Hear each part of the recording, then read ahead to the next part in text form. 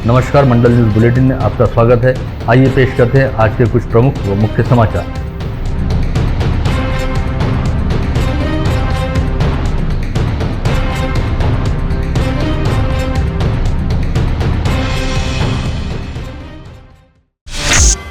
अमरावती जिले में इस समय 18 साल से 44 साल वालों के लिए कोविड प्रतिबंधात्मक वैक्सीन का टीकाकरण अभियान शुरू है। गत रोज इस आयु वर्ग के लोगों के लिए स्वास्थ्य महकमे से अमरावती जिले को 7,500 वैक्सीन का डोज उपलब्ध हुआ था, जिसके बाद दोपहर 2 बजे से शहर के 3 टीकाकरण केंद्रों पर 18 से 44 आयु वर्ग वाले लोगों को कोविड वैक्सीन का टीका लगाए जाने का काम शुरू किया गया। वहीं रविवार से अमरावती शहर के 3 टीकाकरण केंद्रों सहित जिले के ग्रामीण क्षेत्रों में 2 टीकाकरण केंद्र कार्यान्वित किए गए। इसमें अमरावती मनपा क्षेत्र में जिला सामान्य अस्पताल, डॉक्टर पंजाबराव देशमुख स्मृति मेडिकल कॉलेज व अस्पताल, दशहरा मैदान परिसर स्थित मनपा के आइसोलेशन अस्पताल का समावेश है। साथ ही जिले के ग्रामीण क्षेत्रों में अचलपुर के धामनगांव गढ़ी स्थित प्राथमिक आरोग्य केंद्र एवं वरुड़ के प्राथमिक आरोग्य केंद्र में 18 से 44 वर्ष आयु वर्ग के लोगों हेतु टीकाकरण का काम शुरू किया गया है। गत रोज शनिवार को वैक्सीन मिलने के बाद कोविड टीकाकरण का काम अपराह्न करीब 2 बजे के आसपास शुरू हुआ था और अमरावती शहर के 3 टीकाकरण केंद्रों पर अनुमानित तौर पर करीब 300 लाभार्थियों को वैक्सीन लगाई गई थी। वहीं रविवार को जिले के 5 केंद्रों पर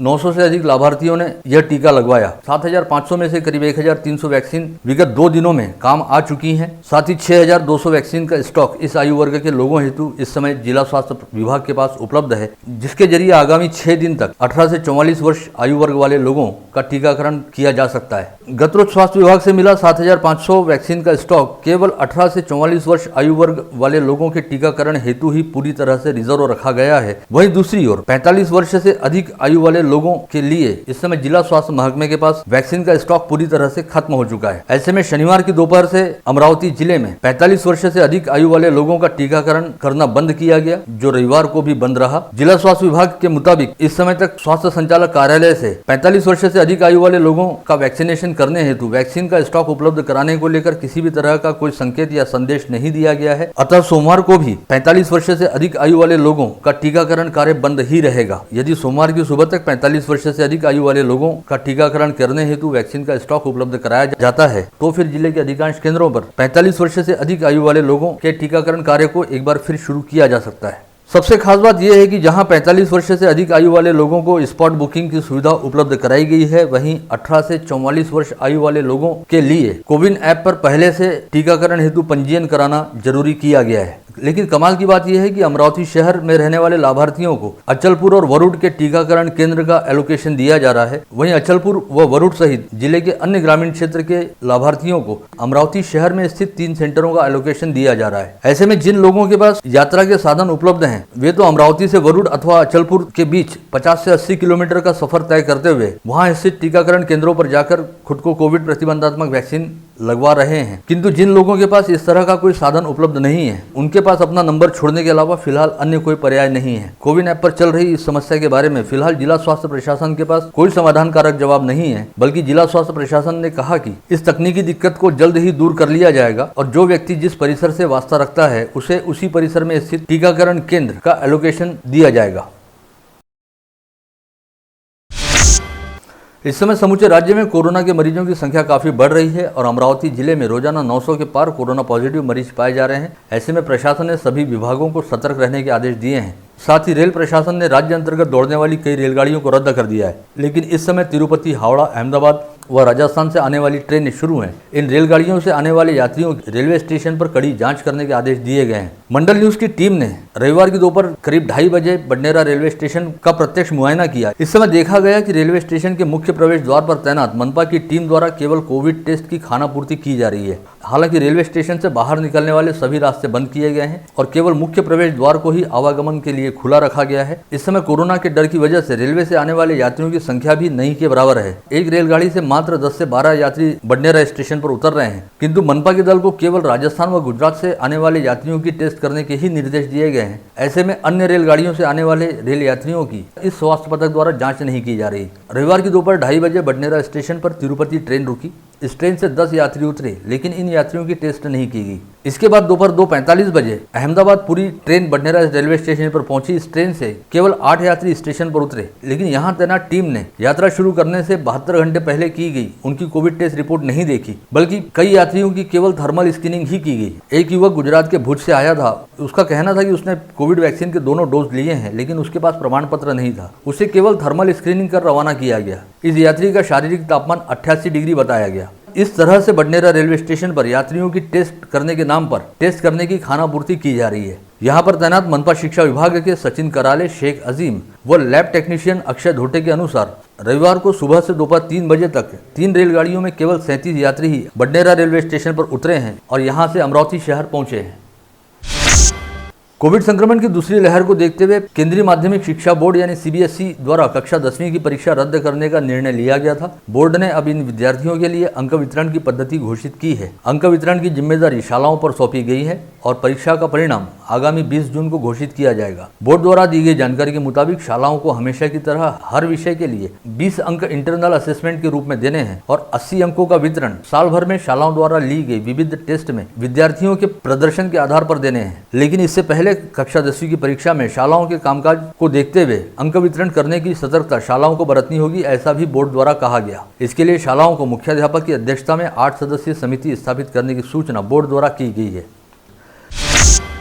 जिले में रविवार 2 मई को 804 लोग कोविड पॉजिटिव पाए गए। इसके साथ ही जिले में अब कुल संक्रमितों की संख्या बढ़कर 67,501 पर जा पहुंची है। वहीं रविवार को 24 घंटे के दौरान जिले के कोविड अस्पतालों में कुल 19 कोरोना संक्रमितों की मौत हुई, जिनमें 17 स्थानीय व 2 बाहरी जिलों के मरीजों का समावेश है। जिले में कोरोना मृतकों की संख्या बढ़कर अब 983 पर जा पहुंची है। वहीं बाहरी जिलों के मृतकों की संख्या को जोड़कर यह आंकड़ा 1118 पर पहुंच गया है। स्थानीय मृतकों में मनपा क्षेत्र के केवल 1 तथा ग्रामीण क्षेत्र के 16 मरीजों का समावेश है। इसके अलावा रविवार को जिले के कोविड अस्पतालों 689 मरीजों को कोविड मुक्त हो जाने के चलते डिस्चार्ज दिया गया। जिले में अब तक कुल 58,285 संक्रमित मरीज कोविड मुक्त हो चुके हैं। वहीं इस समय जिले में कुल एक्टिव पॉजिटिव मरीजों की संख्या 2,233 है, जिनमें मनपा क्षेत्र के 2,333 व ग्रामीण क्षेत्र के 5,900 मरीजों का समावेश है। इनमें से 1,915 मरीजों का विभिन्न कोविड अस्पतालों में इलाज चल रहा है। साथ ही मनपा क्षेत्र में 1,343 व ग्रामीण क्षेत्र में 4,945 मरीज होम आइसोलेशन में रखे गए हैं।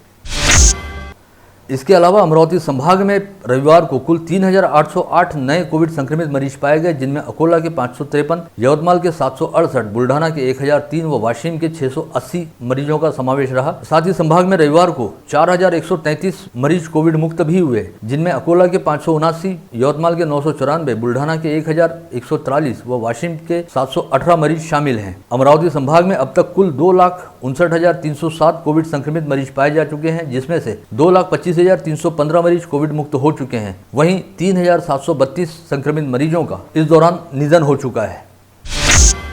अम्बेडकरी आंदोलन के नेता मुकुंद खैरे की सुपुत्री एडवोकेट शताब्दी खैरे का अकोला के एक निजी अस्पताल में बीती रात 1 बजे कोरोना के संक्रमण की वजह से निधन हो गया। वे 29 वर्ष की थी। शताब्दी खैरे नागपुर हाईकोर्ट में वकील थीं और पिछले कुछ दिनों से वे अकोला के एक निजी अस्पताल में कोविड संक्रमित होने की वजह से भर्ती थी।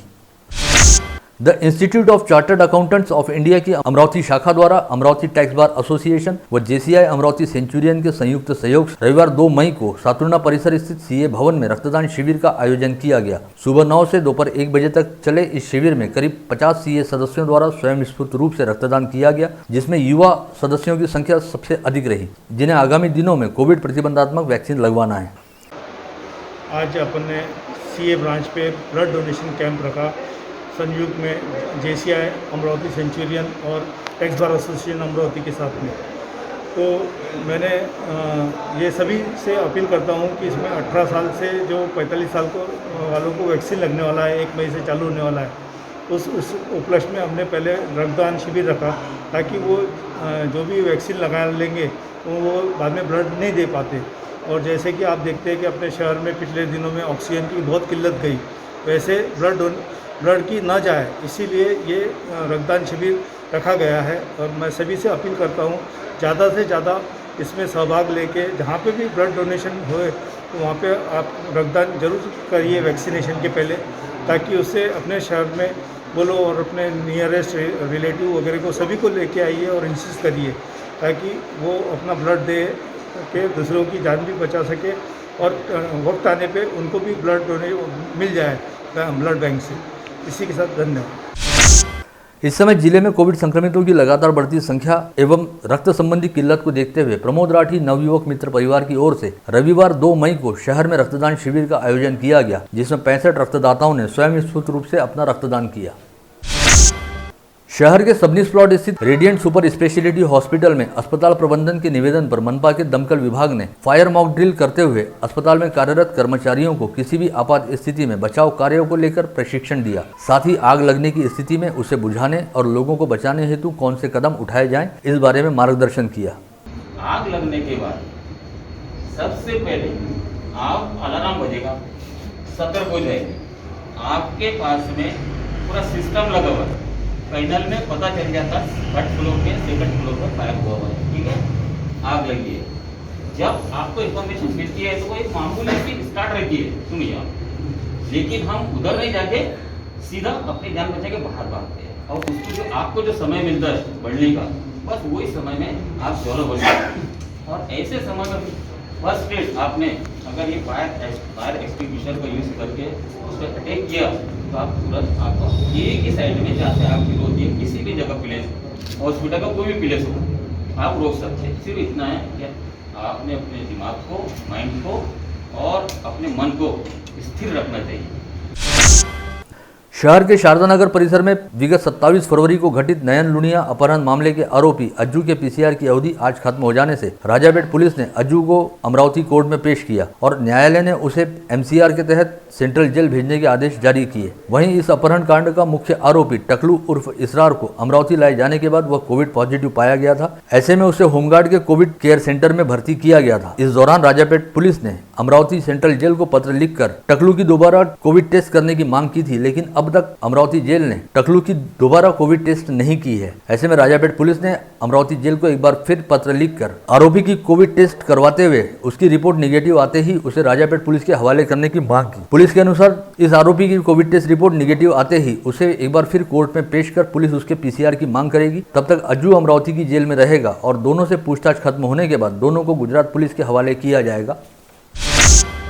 जिले के गारगोटी गांव निवासी 3 मजदूर अकोट तहसील के पिंपरी खुर्द गांव में खेत के काम पर मजदूरी कर रहे थे और बीती रात शराब के नशे में खाना बनाने को लेकर उनके बीच झगड़ा हुआ, जिसमें प्रभु राजाराम धिकार नामक मजदूर ने अपने साथी रतिराम राजाराम दारसिंगे पर कुल्हाड़ी से वार कर उसकी हत्या कर दी और बीच बचाव करने आए छबूलाल भूसिम पर भी कुल्हाड़ी से हमला कर उसे गंभीर तौर पर घायल किया। वारदात के बाद प्रभु धिकार वहां से भाग निकला। रविवार की सुबह इस हत्याकांड की जानकारी मिलने पर अकोट के थानेदार ज्ञानोबा फड ने आसपास के जंगलों में तलाशी अभियान चलाकर प्रभु धिकार को गिरफ्तार किया है।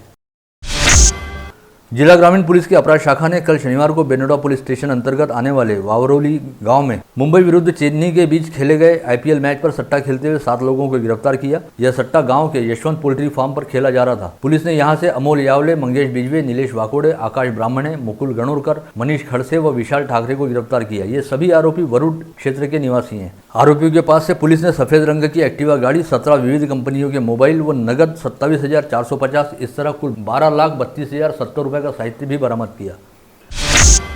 स्थानीय फ्रेजरपुरा पुलिस स्टेशन अंतर्गत लघु वेतन कॉलोनी में स्थित अनादि देवी शक्ति मंदिर के स्टील गेट का ताला तोड़कर परसों रात अज्ञात चोरों ने मंदिर में रखी शीशे की दान पेटी फोड़कर उसमें रखे 7 से 8 हजार रुपए चुरा लिए। इस मंदिर समिति के अध्यक्ष संजय भानुदासपुरी कल सुबह जब मंदिर खोलने गए तब उन्हें मंदिर का दरवाजा पहले ही खुला दिखा। भीतर जाकर देखने पर दान पेटी की रकम गायब दिखाई दी। इस मामले की शिकायत के बाद फ्रेजरपुरा पुलिस ने अज्ञात चोरों के खिलाफ अपराध दर्ज किया है।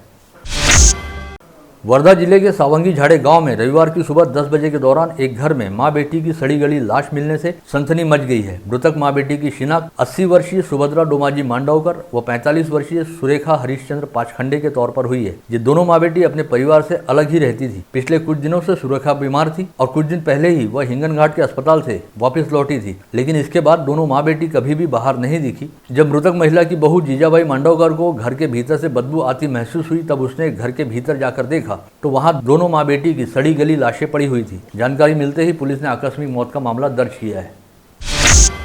वलगांव पुलिस स्टेशन अंतर्गत आने वाले मिर्जापुर गांव में 24 वर्षीय महिला ने कल अपने घर में फांसी लगाकर आत्महत्या कर ली। इस महिला का विवाह 5 वर्ष पहले मिर्जापुर निवासी फहीमुद्दीन निजामुद्दीन के साथ हुआ था और 6 माह पहले उसके 1.5 वर्षीय बेटे निहामुद्दीन की मौत हुई थी। बेटी की मौत के बाद से ही ये महिला काफी अस्वस्थ रहा करती थी और संभवतः उसने बेटे की मौत के गम में कल दोपहर के समय अपने घर में पंखे के हुक को रस्सी का फंदा बांधकर फांसी लगा ली। वलगांव पुलिस ने आकस्मिक मौत का मामला दर्ज करते हुए मामले की जांच शुरू कर दी है। स्थानीय कंवरनगर परिसर में रहने वाली एक महिला ने अपने पति के खिलाफ 2 साल बाद बलात्कार की शिकायत दर्ज कराई है। आरोपी प्रशांत उर्मिलेश सिंह पश्चिम बंगाल के दुर्गापुर जिले का उत्तरपल्ली गांव का निवासी बताया गया है। महिला का कहना है कि उसका विवाह 23 फरवरी 2014 को प्रशांत के साथ पुणे में हुआ था और उन्हें छोटी बेटी भी है। 2017 में इन दोनों के बीच कोर्ट से तलाक हुआ और तलाक के बाद महिला अमरावती के कंवरनगर परिसर में रहने आई। महिला का कहना है कि 15 जून 2019 को प्रशांत उसके घर आया और कहने लगा कि उसे बेटी की बहुत याद आती है। इस कारण महिला ने उसे अपने घर में रखा, लेकिन प्रशांत ने रात के समय जबरन उसके साथ जोर जबरदस्ती की और उसके अश्लील फोटो निकालकर फोटो वायरल करने की धमकी देकर वह चला गया। 2 वर्ष पहले घटित इस घटना की शिकायत महिला ने 2 दिन पहले राजापेट थाने में दर्ज की, जिसके आधार पर पुलिस ने आरोपी के खिलाफ अपराध दर्ज किया है। बीती रात बिजली की तेज गड़गड़ाहट के साथ तेज हवाएं शुरू रहने की वजह से बुल्ढाना जिले के मलकापुर स्थित कोविड अस्पताल की विद्युत आपूर्ति खंडित हुई। अचानक बिजली गुल हो जाने से कोविड केयर सेंटर में भर्ती मरीज और रिश्तेदारों में काफी अफरा तफरी मच गई। इसी बीच वेंटिलेटर पर रखे गए एक 54 वर्षीय कोरोना संक्रमित मरीज की मृत्यु होने की जानकारी भी सामने आई है। पुलिस द्वारा मामले की जाँच की जा रही है। आप देख रहे थे मंडल न्यूज बुलेटिन। हमारे चैनल को लाइक करें, शेयर करें और हाँ, सब्सक्राइब करना ना भूलें। कल होगी आपसे फिर मुलाकात, तब तक के लिए धन्यवाद।